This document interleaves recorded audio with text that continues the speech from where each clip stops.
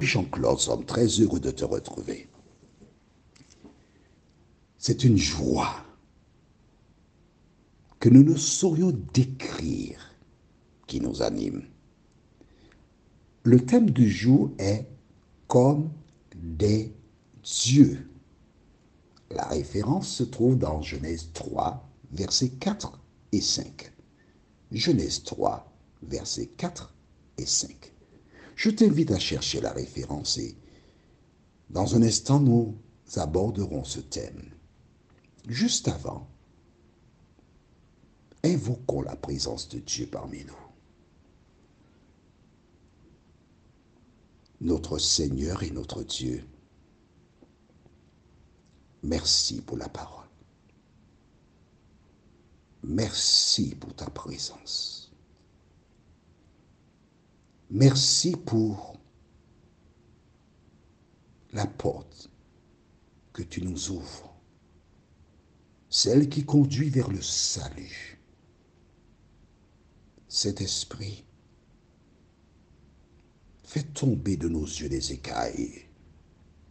Ouvre notre intelligence et permets que nous puissions voguer avec toi, nous t'en prions.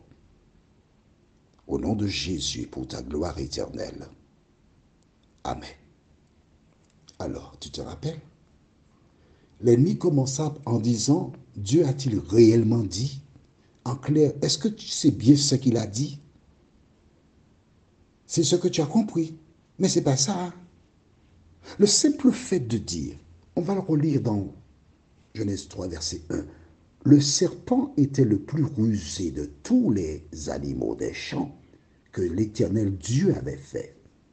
Et il dit à la femme, Dieu a-t-il réellement dit, vous ne mangerez pas de tous les arbres du jardin? A-t-il réellement dit ça? Tu es sûr que c'est ce qu'il a dit?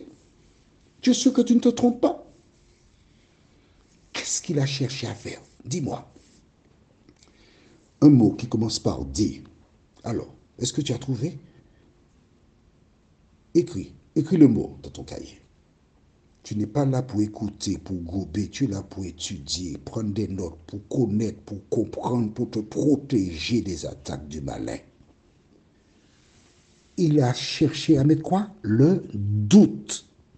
Voici l'arme du diable. Bien sûr, il ment, mais le doute, c'est l'arme du diable. Marque ça dans le cahier. Dieu a-t-il réellement dit? C'est ça? Mais non, c'est pas ça. Hein? C'est toi qui as mal compris. Ou bien il t'a menti. C'est l'un ou l'autre. Le doute. Il ne faut pas douter, non? Dieu a-t-il réellement dit? Nous avons vu précédemment comment Ève a répondu. Non, non, non, il a dit qu'on peut manger. Et qu'est-ce qu'il dit maintenant? Nous prenons la référence du jour. Genèse 3, versets 4 et 5 déclare. Tu as trouvé? Alors le serpent dit à la femme, vous ne mourrez point, mais Dieu sait que le jour où vous en mangerez, vos yeux s'ouvriront et que vous serez comme des dieux connaissant le bien et le mal. En clair, il ne dit pas ouvertement, Dieu ment.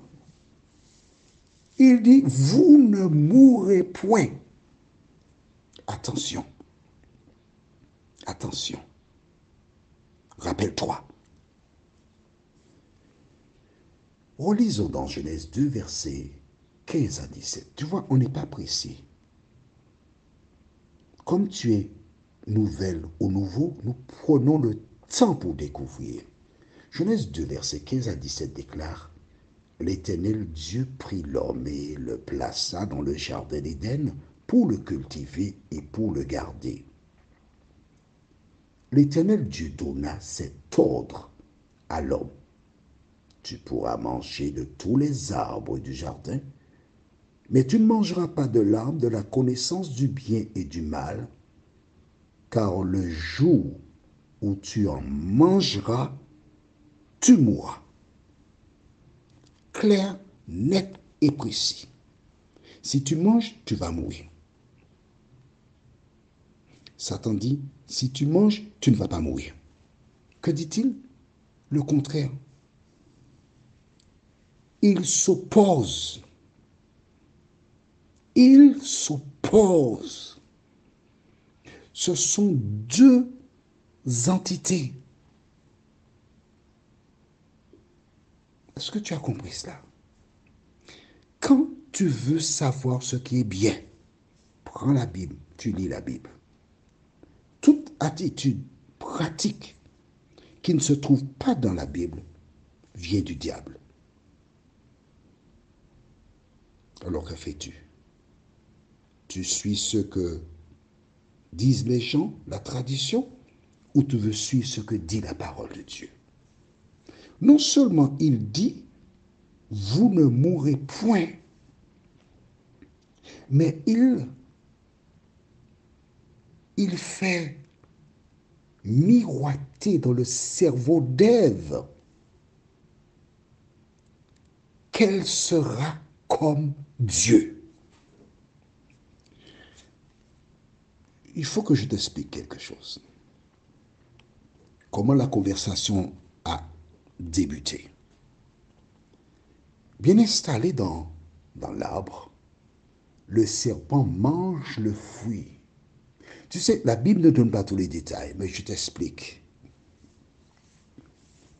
C'est pas marqué dans la Bible, tu as raison, c'est juste. Mais il y a quelque chose que tu dois comprendre. Probablement, je dis probablement, c'est pour ne pas choquer les personnes qui sont très puristes, hein, d'accord? Probablement, le serpent mange le fruit. Et il fait saliver Ève. C'est délicieux. Waouh! Mais j'ai jamais goûté un fruit aussi succulent. Et il ne meurt pas. Probablement, toujours, Ève et Adam avaient l'impression que la mort serait instantanée. Mais là, elle se trouve face à un serpent, un animal, et c'est le seul qui parle dans le jardin, qui se trouve dans l'arbre interdit et qui mange du fruit. Elle est bluffée, c'est ce que disent les jeunes maintenant. Elle est bluffée. Et là, des questions commencent à fuser dans son cerveau parce que le serpent est vivant. Il lui dit qu'on va devenir comme Dieu. C'est-à-dire que je vais changer de statut. Je serai comme Dieu, comme le Créateur, celui qui nous a fait. Et si en fait c'était justement pour cela qu'il ne voulait pas qu'on mange le fruit. Ah, c'est pour cela. Il a peur que nous soyons comme lui. Mais ça ne coûte rien d'essayer. Et voici des questions qui fusent dans la tête d'Ève. Parce qu'il y a des arguments là qui sont convaincants.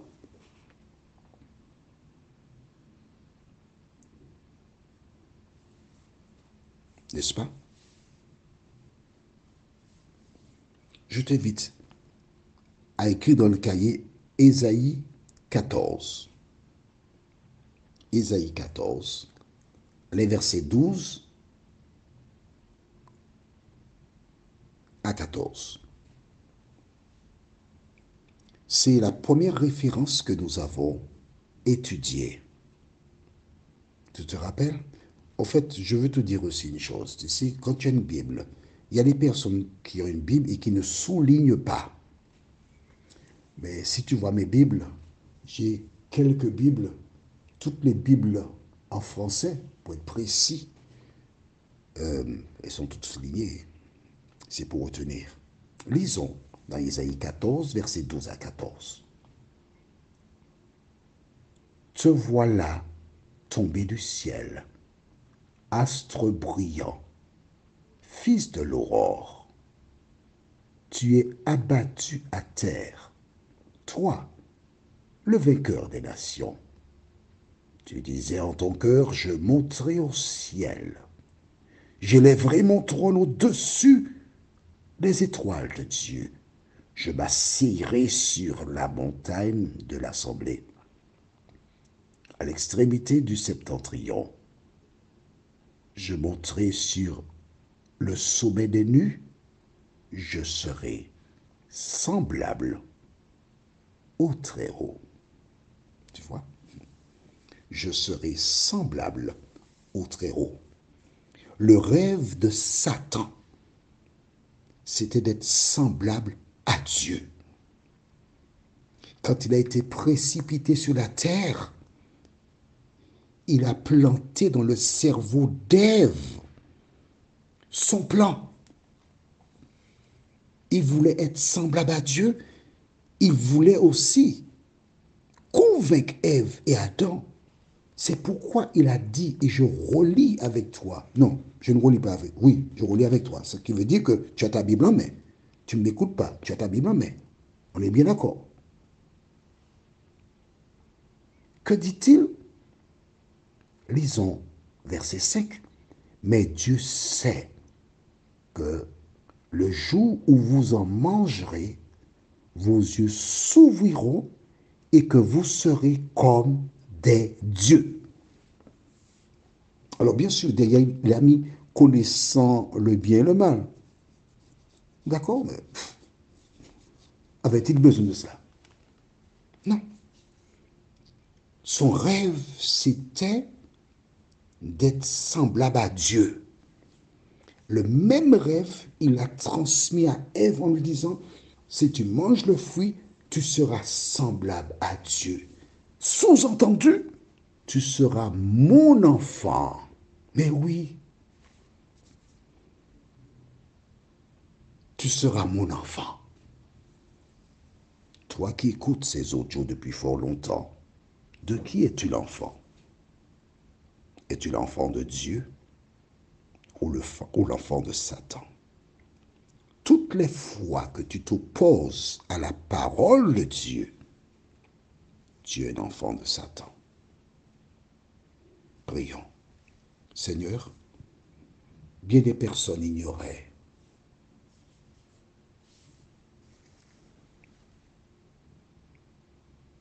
que par leur comportement vis-à-vis de la parole, ces personnes ignoraient qu'elles étaient des enfants de Satan. Mais là, Seigneur, nous avons lu, nous avons compris. Nous te demandons au nom de Jésus de nous aider, afin que nous ne soyons pas des enfants de Satan, mais de Jésus de Nazareth. Merci de continuer de nous éclairer, de nous diriger, et que rien ni personne ne vienne nous détourner de toi, nous t'en prions, au nom de Jésus, et pour ta gloire éternelle. Amen. Le prochain thème que nous verrons, c'est le Père dû. Et la référence se trouve dans Jean chapitre 8, versets 43 et 44. Jean chapitre 8, les versets 43 et 44. Il me tarde de te retrouver. Que l'Éternel continue de te bénir et qui te dirige dans de verts pâturages.